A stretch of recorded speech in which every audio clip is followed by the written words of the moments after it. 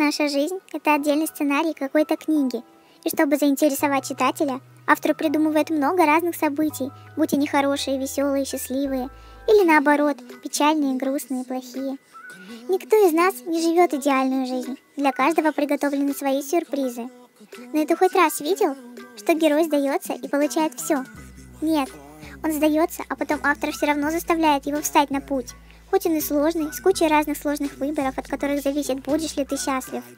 Запомни, если ты будешь все время думать, что ничего не получится, что ты неудачник и так далее, то путь к счастью будет очень тяжелый.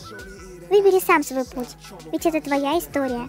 И пусть она будет интересной и со счастливым концом. Удачи!